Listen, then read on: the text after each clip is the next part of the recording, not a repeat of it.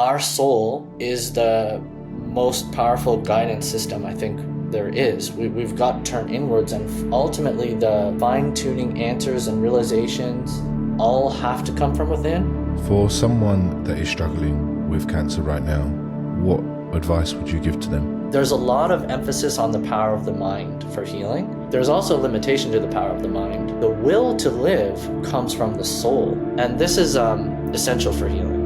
It's essential for healing cancer. I think it's also essential for preventing cancer.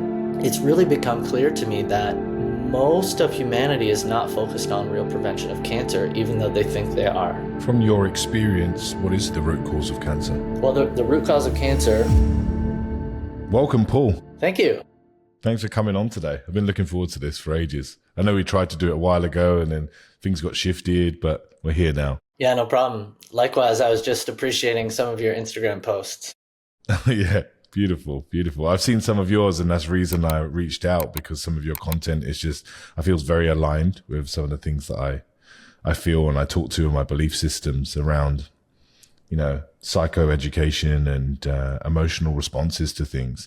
But I'd love to know a little bit, Paul, about your journey for people that have never heard of you, never looked at your Instagram or anything like that. A little bit about what brought you here today. Okay, well, I've been on quite the life journey. I guess we all have. I've been really passionate about holistic health for a long time. That's how I kind of started off. And then that kind of transitioned into more of what I now call spirituality. And I've kind of discovered what I believe spirituality is currently. And it's different from holistic health. Holistic health is so my definition of holistic health is understanding that everything is connected. So you can't just look at your diet. You got to look at, how well you're sleeping. You also got to look at exercise.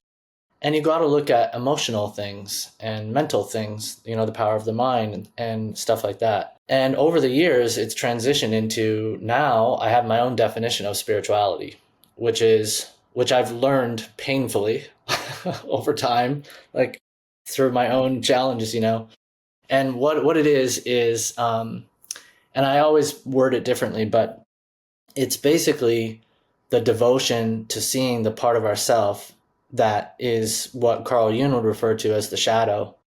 It's the part we don't really know is there, and it's related to our behaviors and our beliefs that are occurring in a more automatic, subconscious way.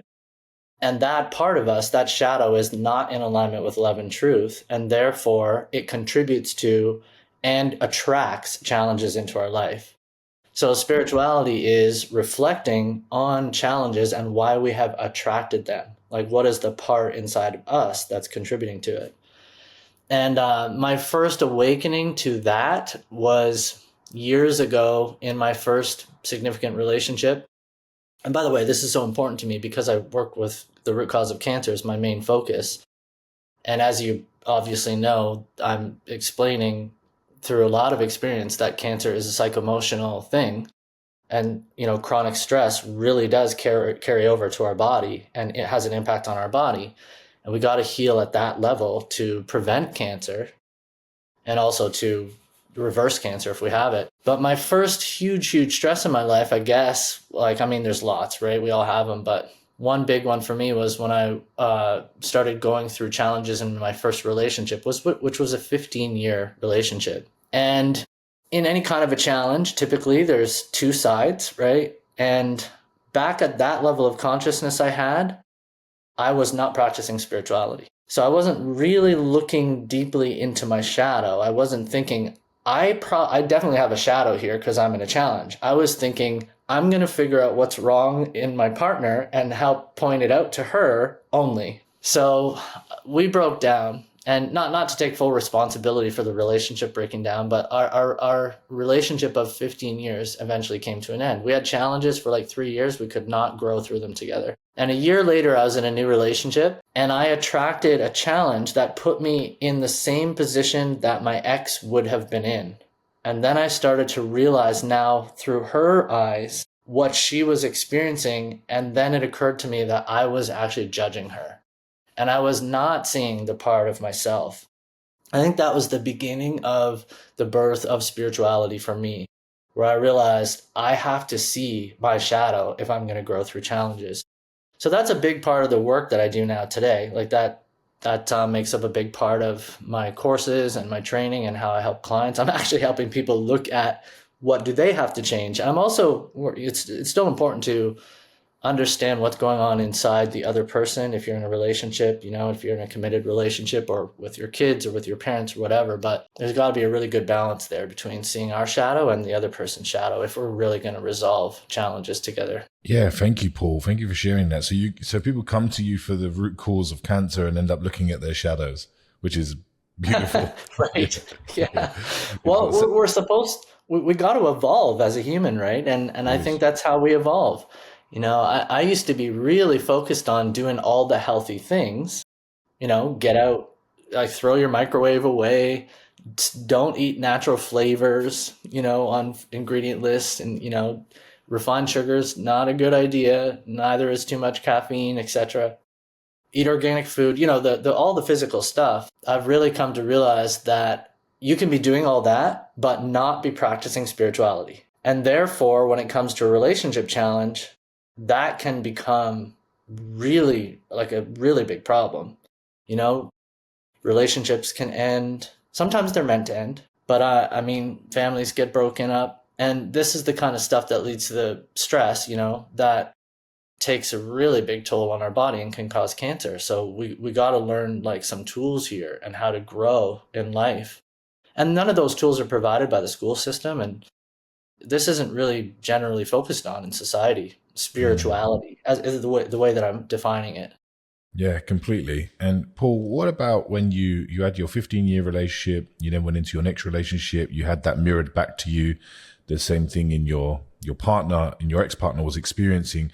What then led you down the route of then coming into helping people with finding the root cause of cancer after that? Well, what's interesting is that like right around the same time, a couple family members of mine developed cancer. This was shortly before, actually, maybe about just a couple of years before that I started to have a challenge in my relationship. And both of them died of cancer. And none of my holistic health knowledge that I had, all the training I had at the time, it wasn't enough, obviously, because they didn't heal. But they also did a lot of naturopathic stuff, which had value. They also did a lot of traditional stuff, eventually chemo, radiation, surgeries, which had some value in certain ways as well. But in the end, they both died. So that was pretty traumatic to go through. But that made me also start questioning my own knowledge bank. Like, what is going on here? Because I thought I understood everything. I have all this holistic knowledge. So it was interesting because when I went through the challenges in that relationship that I'm referring to, when we started to hit our challenges, that was after many years of not having many challenges at all. And my wife, which is like my ex-wife now, of course, she had no pain on her menstrual cycle, like none. And when we first got together, she did. And as we got really healthy through holistic lifestyle practices and we had a really good relationship, it was an awesome relationship, all of her pain went away on her menstrual cycle. And we thought that that was because she'd cut out refined sugar and we'd improved our diet and we were really healthy in terms of the physical stuff. And I think that probably was a factor. But when we went through these challenges, she started to have so much pain on her menstrual cycle that it was like unbearable for her. And she was actually diagnosed with endometriosis, which is pre-cancer. And both of us knew for sure that it was related to the stress that we were experiencing. Because we basically went from like almost no stress in our life, and she had no pain on her menstrual cycle, to running into some challenges together as a couple that were immense, that were so confusing, we didn't know how to navigate it. The stress piled up and her menstrual cycle just got really intense. And that woke me up. And it was shocking to me, really, that somehow emotional stress could be impacting the body. But it was just undeniable. And that's actually why we separated. So at a certain point, we reached this realization that she's going to get worse if we don't separate. And we didn't want to separate, honestly. We tried so hard. We could not grow together. Anyone we talked to for advice and support didn't really have the answers.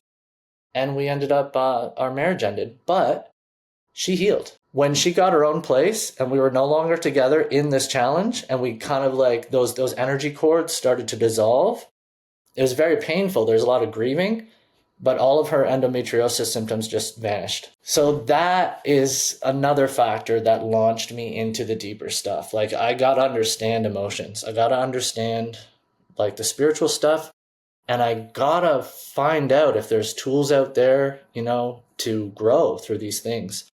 And now today, so it's been like 17 years of working on this. Now I teach my own tools because honestly, I didn't find any. Not to say that there's none out there, but I didn't find any. So I've kind of figured out my own kind of way. And because I've been working with people with cancer now for 17 years on the root cause, that has taught me immensely just through observation. Like, this doesn't work, this does. And as the years went on, that kind of just expanded, and improved. From your experience, what has been the root cause of cancer? Well, the root cause of cancer, I sometimes just tell me in one sentence, please. One sentence. No, I'm joking. Okay, I'll try. We run into a challenge in life that causes us inner stress on an emotional and psychological level, and we don't know how to resolve that challenge, and we lose ourselves in it, getting stuck. And that stuckness compromises our energy field in our body, which compromises the physical cells in that location of the stuck energy, and that causes cancer to grow. Was that one sentence? I think that will do. That's a tick. That's a tick. That's one sentence. Okay. Beautiful. So can you break that down for me? So what does that sort of look like? The reason I'm talking to you about this in the first place and why I was interested was my mum had cancer about 10, 12 years ago. And she was doing all of the things for her health to start getting better. And then when my little niece was born, within a few weeks of her being born, she just got better. And, we could be like, okay, well, was it all of the things that she was doing for herself that got her better? But I feel truly that she got better because my little niece was born. I feel it gave her a reason to be here, for whatever reason that was. That's when I started to have the same inclination that there was something more emotional going on with this, rather than all of the supplements and the health hacks and the naturopathic medicine and functional testing and all the other things. I'm not saying they're not helpful. I'm really in agreement with that being a holistic part of your lifestyle. But seeing the massive change and shift in her health and her cancer reducing since that happened, I was like, okay, yeah, I'm in. This is where I feel my work is. So I'd love to hear what you feel, how that what you've seen. I know everyone can be different, but what's the pieces you're seeing through working with people over 17 years? What's those little steps that you're sort of starting to see? That's a really powerful story you have. And yeah, I understand that a lot. I have experience with something like that too. It means a lot. I would say that that's getting into the realm of the spiritual. That's not even emotional and psychological, really. Like it contains that, but it's more spiritual.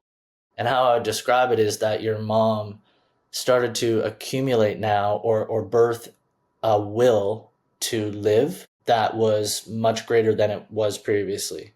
Now she's like, just like you said, now she has purpose. I think that's what you said. She has something purposeful. And it was true. And something I want to point out here too is that it wasn't just coming from her mind. It was coming from her soul, I would say. So there's a lot of emphasis on the power of the mind for healing. And what I have found is that there's value in that, of course, for obvious reasons. Like if you're just focused on the negative and thinking, you can really get down low. And that's not going to help very much at all. But there's also a limitation to the power of the mind. The will to live comes from the soul. So when this young person, this young soul came into her life, this ignited something in her soul. And this is essential for healing. It's essential for healing cancer. I think it's also essential for preventing cancer. One of the things I've been talking about recently in a couple recent interviews is that it's really become clear to me that most of humanity is not focused on real prevention of cancer, even though they think they are. So like the traditional approaches to cancer thinks that they're focused on preventing cancer in certain ways because they are trying to screen people and saying like don't smoke cigarettes and have a healthy diet or whatever else that they say. But the medical doesn't actually understand what the cause of cancer is. So that stuff might have value, but it's still not actually truly focused on the things that we need to do to prevent cancer. Because we really have to start healing stuff on a soul level so that we don't lose ourselves in stress when it comes. And that's why my definition of spirituality, I really like that now, because what I'm saying is if we run into a challenge, we need to grow through that challenge. If we don't grow, we will get stuck. And then that's what ends up, we'll lose ourselves in it. And that's what causes cancer. So with the alternative, we're not really preventing either. It's like, just like what you were describing, your mom was doing all these things. It sounded like she was doing a big list of alternative stuff. And that's what a lot of people do today to try to prevent cancer. So we're like trying to get ourselves out of electromagnetic radiation, or we're taking certain supplements, ahead of time because we're trying to practice health and prevent things like cancer. But you know how many clients I've had come to me and they say, I am so confused as to why I would have cancer because I'm a healthy person. I thought I was doing everything right.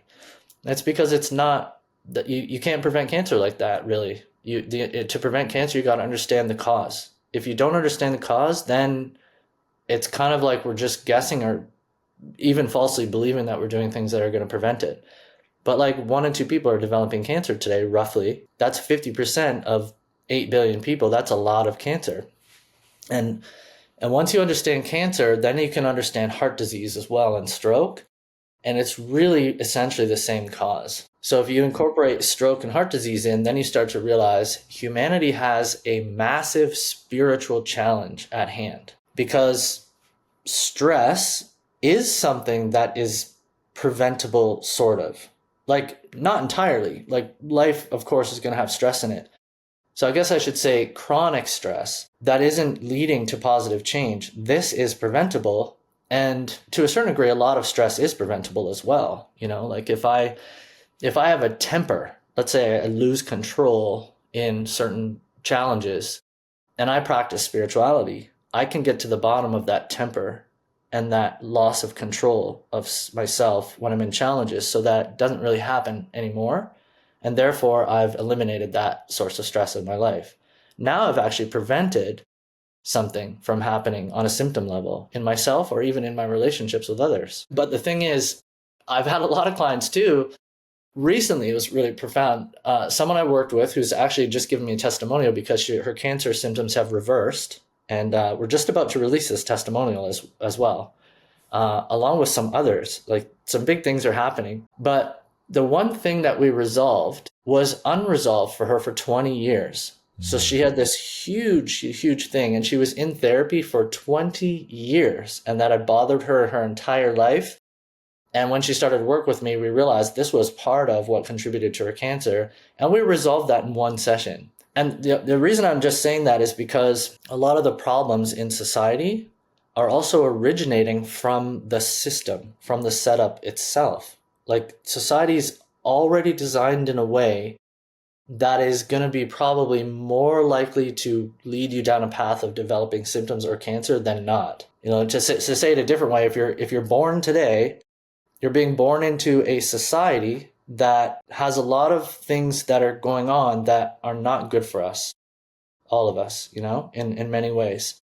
I don't want to get too dark, there's a lot of beauty in the world, for sure. I think we can create heaven on earth, metaphorically, like really. But we can also create hell. And at the moment, because spirituality really isn't understood and this isn't really emphasized as a priority, honestly, I think we're moving in the wrong direction overall. But there's a lot of seeds of awakening happening and a lot of good things happening too, which is changing that direction. But it's pretty serious, like a lot of people suffer from cancer. Yeah, they do. And other challenges. And Paul, going back to your client that you're about to release, I would love to know what, protecting her identity, of course, like what was the stages and the thing you realized that was in her that she went to for 20 years that what needed to be resolved or have a resolution to it? Can you share that at all? Yeah, it was related to, yeah, like confidentiality, of course, but I can share some things. It was related to a relationship challenge. Basically, a lot of hurt and pain occurred because of certain decisions they made as a couple, how their relationship formed. And so there was a lot of guilt and a lot of regrets, and then a lot of shame. And she carried that her whole life. So she tried to forgive and she tried to change her perception of the event. And she told me, for example, that her therapist was like, punch this pillow. Punch this pillow. You've got anger inside. You've got to acknowledge this anger, which is true. We have to acknowledge all of our feelings. It never felt good to her, she told me, and it didn't really help to punch the pillow. Mm. And I've experienced this myself. Like with anger, it's so important that we don't suppress it. It's so important that we acknowledge it. And it can feel good to punch a pillow, potentially. But to get to the root of it means we're no longer angry. So it's not just about releasing it and acknowledging it. It's about like dissolving it entirely. So we worked on forgiveness with my approaches, and that actually worked. And she's just expressing like now all she feels is peace in her heart, and it's just shocking. So doing this deeper work, it's so intense. It's like life or death. Cancer is life or death. And sometimes I don't know how I continued with this work for so long and made it this far. Like a few times I was just going to eject, like this is too stressful. It's too much responsibility. It's like scary sometimes. Yeah, I bet. But it was really rewarding because every time someone does this work, it teaches me something. I learned over time about forgiveness. It taught me more about forgiveness, taught me more about anger and where it comes from. And I'm not learning this from the system because the system's not even focused on this to begin with. Like when someone has cancer, a lot of alternative people would say, and justly so, it's shocking that the medical system has not trained professional to inquire about a person's lifestyle. Like they're coming in with symptoms and you're not even asking, so how's your diet? But let's go a step further. They're not even asking about the stress. They're not asking what kind of challenges have been going on in your life. Mm. Let's go further. Now that if we realize that that's actually really critically important, what kind of challenges went on in your childhood? We got to understand this. Like, where is this all coming from? This is the root cause work to understand where is this all coming from. It takes you really deeply into stuff. It's like humanity, we've got to get our soul back. The human race got to get their soul back, if that makes any sense. But, some people would be like, who is this person talking about the soul? There's no such thing as the soul. Like, oh no. But like, so it's, some of these topics are hard, a big topic that I've come across that I've really gone deeply into, it's like makes up almost my entire level 2 training, is God. How do we have a relationship with God? What is God? Who is God? Is God prime source? Are we all one? Is God an entity that judges us? Does God decide if we go to hell or heaven or not? Like the amount of beliefs around that are immense. And I've also learned over the years that our perception of God can literally determine whether we live or die. It's that big. Sometimes people feel like God is punishing them, and that's why they have cancer. And I got to teach them, like, that's not God. God doesn't punish. Like, God is love. It's humans that punish. And that's based on free will. Anyways, I'm getting into some deep kind of tangents here, but the Hey, root we're cause here. work is pretty deep stuff. I'm here for it. I'm here for it. And I think my life has took me down that journey of the physical density of healing. I work on 3 layers of densities of healing with my own work, and that's physical and the physical layers, and that really hard, that physical tangent density of what's here, and then the emotional layer, and then the soul level. And depending on where that we need to look at first, and the physical layer is that first little piece. I think it's the one that can be the one that we feel the most in control of. What can we control here in what's going on here? But there's normally an emotional and a soul piece to what's going on the physical sometimes. If someone can't change their food patterns, someone can't change or do things that are serving their body, then there's probably a link to one of the other densities there that's going on in the physical anyway. So I don't think it's even, I think what I'm hearing you say, so please correct me if I'm wrong, is that it's not just one level. It's depending on which one suits that person and a mix match of them all, going between them rather than just focusing on one area. Maybe it's all emotion or all stress. I'm going to say it's probably a big part of that. But then there might be, if your lifestyle is really bad and you're not looking at any lifestyle habits at the same time, there's something emotionally going on to why that's going on in the first place. Like if you are smoking 20 packs a day and you are drinking a shit ton of coffee, like there's probably something going on underlying in your system that's causing you to want to do that. So really coming to the root of where some of that stores and sits. Yeah, absolutely. Yeah, oftentimes the focus on trying to overcome addictions is on willpower, but I don't think it's still important to have a strong will, but there's only so much you can accomplish there because there's deeper things usually driving the addiction. And until you heal the deeper stuff, well, actually, I should say, when the deeper stuff is healed, then the desire for the addiction just vanishes. It's like, I don't actually want to smoke cigarettes anymore. But until then, you'll just want it. And if you try to go against your own desire, it's really tough road. Yeah. So for myself, if I have an addiction, if I have some craving for something, I actually give myself permission. Yeah. Yeah. Bring it But in here. Yeah. I don't guilt trip myself, but I also acknowledge the fact that there's some reason why I'm reaching out for this thing outside of myself, and I've got to take responsibility for that and try to change that so that I don't have this desire anymore. Yeah. Yeah. I call them a life raft more than an addiction. Nice. Yeah. I love that. They pop Yeah, up that's really beautiful. That's empowering. That's accepting. I like that. It's more Cool. like keeping you bobbing a head on top of the water rather than drowning at that moment. Because if it wasn't for my addictions or life rafts in life, I wouldn't be here, if I'm honest. My addictions agree. kept me alive for a long period of time until I figured out a way to work out what was underneath it all. So it was more of a life raft more than it was a shaming thing. Oh, I'm an addict or I'm addicted to this. It was like, it kept me going for a period of time. So it can just change the way that we perceive what it was that was going on. There's something that just came to mind I want to share that Please. you might find very interesting. As the years have gone by, working with doing so many sessions with people and asking, about all the details of what's going on in their life, I started to notice many patterns. But this is one I don't even think I've shared on a podcast yet. I teach this in my training. What I ended up hearing people say is things like, I don't understand why I have cancer because I had just started getting healthy. I just started changing all these things in my life. Like, for example, I stopped drinking and then, 2 months later I had cancer. And then I would be doing a session with another person and they would say, I don't understand why I have cancer because I just started getting healthy and I changed all these things in my lifestyle and I had just stopped drinking actually. And I'm like, wait, what did you say? And then that just kept going. So what I've come to believe is that just like what you're saying, if we use alcohol as an example, it's like a raft. And what it does is it helps us cope and it helps like alleviate certain stressors to get through and keep going into some kind of experience.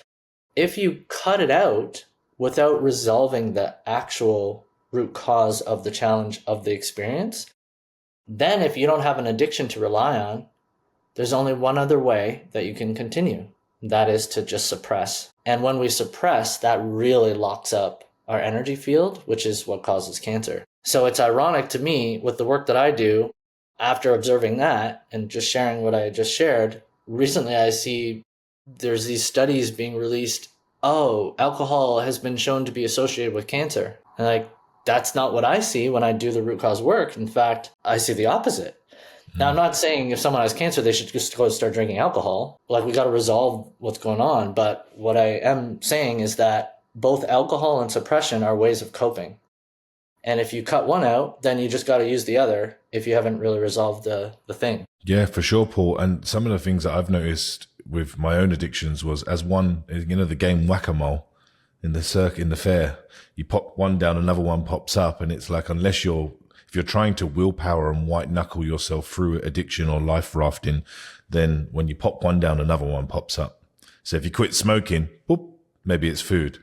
You quit food, boop, another one comes up, maybe it's drinking, whatever that is for you, or gambling or shopping, or the whole vast array of what addictions can be to you. So it's like this going to keep happening and going to keep popping up until you see what's underneath the earth of where the moles are popping up from, you know? So it's, I see that a lot with the people that I work with. So when someone comes to you, they come to you, I'm sure you have different all stages, and I'm sure you get people that work with you that don't have cancer as well, right? Sometimes it's happening more and more. Yep. Because they're probably seeing the benefit of the work of what you're doing. So when someone does come to you, what does that look like? What are you doing with them? What are you working with them with? And what are you asking them? How does that look?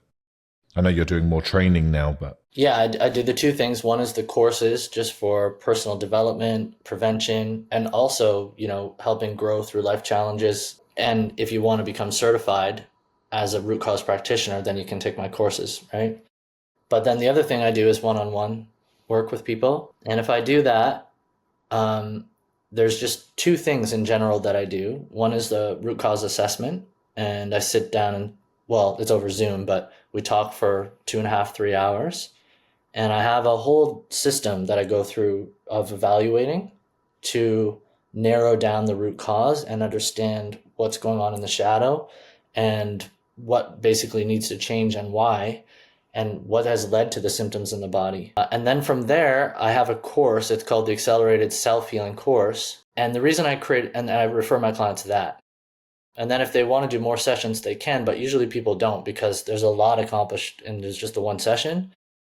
And what I've learned over the years is that there's kind of two things needed, in my opinion now, for a person to heal. One is to get the kind of support and guidance and answers they're looking for. We need certain education to really understand like how to manage what's going on. And then the other thing is we have to turn inwards and take responsibility. So that's why I refer people to my course now, because that way a person is invested in themselves and like they're from a personal responsibility place, from an empowering place. But what I used to do in the past is I'd sell like 10 sessions. And I'd be like, we're going to do one session a week.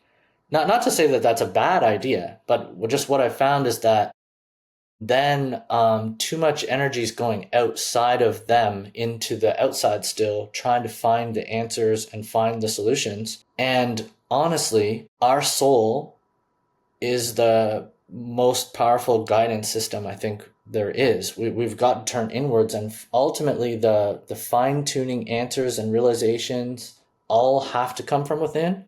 So that's what my course is for now. So I kind of like, those are the two main things I do. That course has a bi-weekly call as well. So then there is some additional, like people can call in and there's a group of people all working on healing at the root. So there's a little bit more support as well in the course.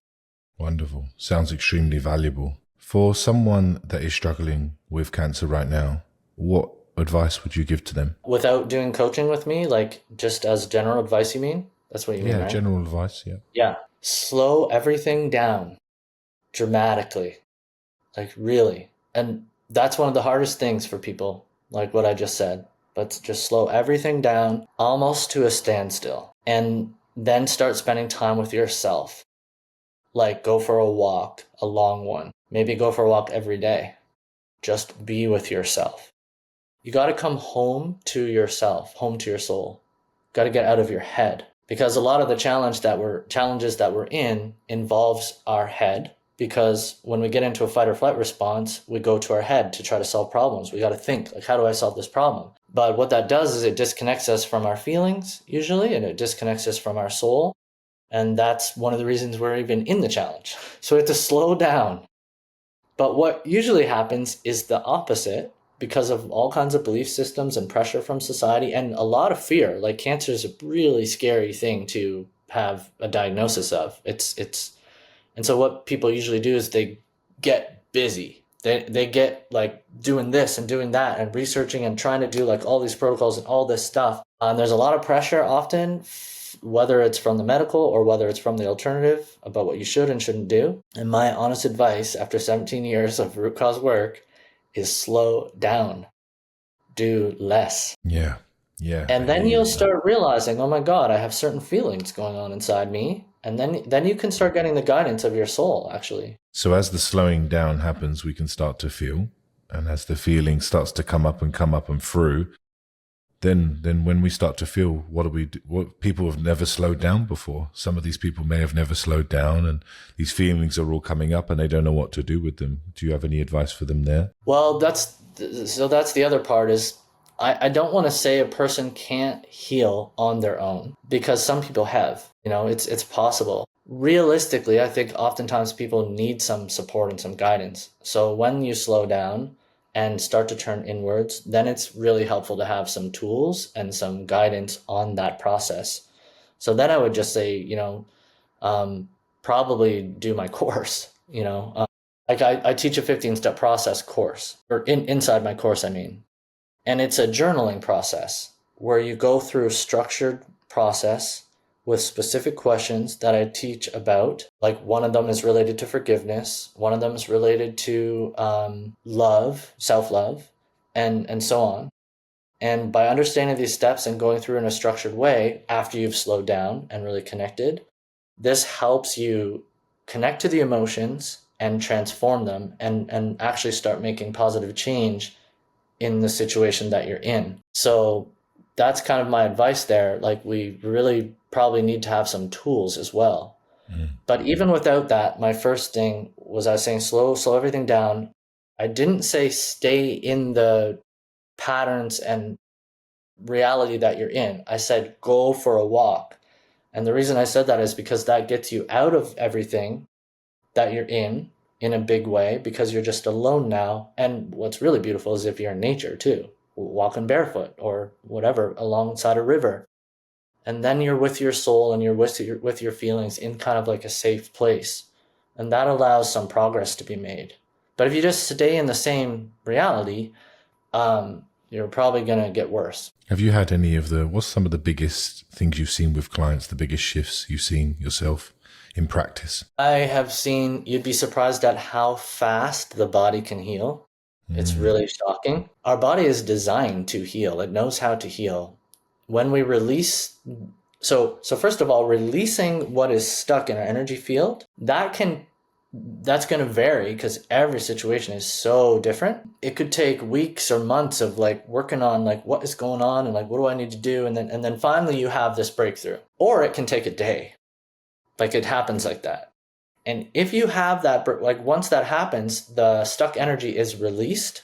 It really is just released right in that moment. And immediately the body starts healing in dramatic ways. Like, I mean, right away, all the things the body has been trying to do but can't because the stuck energy, it now can do. And so I've seen pain on a scale of 0 to 10. It's 11 out of 10, like just unbearable, like on pain medications that don't even work anymore, and just awful, horrible pain, gone in like one session because we've released something that was connected to that pain, just goes right down to 0. I just don't want to put expectations here on people, because sometimes people are trying to work on things and they're like, why isn't this working? And then it just gets even more stressful. So you got to accept that like every situation is different, but I want to share this still, though, so that people can believe in themselves and realize what's actually possible. So don't give up on that, trust more and stay devoted. But I've also seen tumors disappear in 4 days, like an entire tumor gone. Wow. And it's for the same reasons. I've also seen tumors double in size in 4 days. So like things can get worse really fast and things can get better really fast. But like, when you start after doing this work, I've kind of realized that cancer actually exists in 3 states. One is that it can be growing. And that's the only state really, almost like the medical system thinks it happens. It happens. But in reality, it can actually just sit there and not change much at all. Like just not at all. It can just sit there I've had clients with a lump in their breast for like 4 years. The longest is 11 years. They tell me that. Wow. Yeah, wow. Yeah. Many examples of people with a lump in their breast for 7 years. Anyways, so it cannot change. And then also it can shrink and disappear. So it really does exist in 3 states, and those states have everything to do with what's going on in the deeper realms of our soul and our energy field. Yeah. Yeah. Wow. And for those that are, they're listening and I feel like there could be pain somewhere, there could be emotional stuff going on, but I have no idea where to look. Guess what I'm hearing with the way that you like to work is you like to go a bit of introspection, a bit of understanding where some of this could be caused or where this pain is or anything there. And then you start to piece together where this could be a potential original conflict of this event for you. And then you look around that area and then because some people might not even have no idea. They feel like they've done the work. They feel like they've done all the things. And then all of a sudden they get a cancer diagnosis, right? So one of my close friends was doing all of the things, doing all the plant medicines and doing all of the, the physical health stuff and the long fast and all this stuff before. And then all of a sudden got the cancer, right? So exactly like what you said, Paul, it's like, I was doing all of the things, then I got it. Well, maybe that was the reason. Maybe because you changed your lifestyle so much and you went into that healthy lifestyle, it started to come up to the surface for you to be looked at. And then she did. And then she reversed it. She had stage 3 and reversed it all with like deeper emotional work and introspective work. But it was like she didn't know where else to look originally at the first place. But I'm guessing what I'm hearing is there's something here. There's something there for you. Mm-hmm. Yeah. Yeah. Thank you for being so empowering for people with going through something so uncomfortable, that there is a way through for them. So thanks. Amazing. You're welcome. Yeah. Thank you.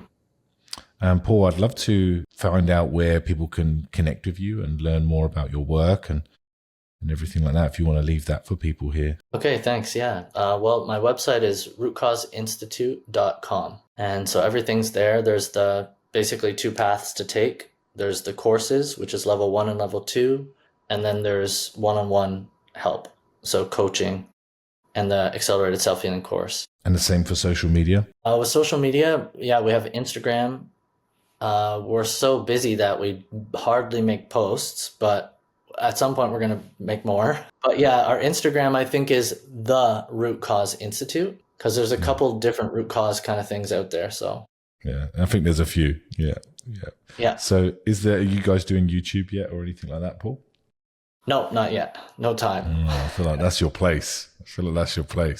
Social media world, as you know, it's so quick. It's so like you've only got like 90 seconds to really share something and for it to be able to be seen by people. But with YouTube, you can have a little bit more time to let people to digest your information and your knowledge and your wisdom that just comes through without it feeling like you've got to go get it all in within like a minute long video, which is just sometimes ridiculous to explain a complex topic, right? Yeah. You're reminding me of, I appreciate that you asked me this, but you asked in the beginning, I think you said like explain cancer in 1 minute. Yeah, exactly. Right. Exactly. What do they call it? The elevator pitch, it's the elevator pitch, Okay. where you've got to explain it in that short time that you're in the elevator with someone. But thank you, Paul. Thank you for your time today. And thank you for the work that you do. Extreme value for people. And lovely to connect with you. And thank you everyone else for tuning in today. Likewise, Ryan. Thanks a lot for having me. Cheers, brother.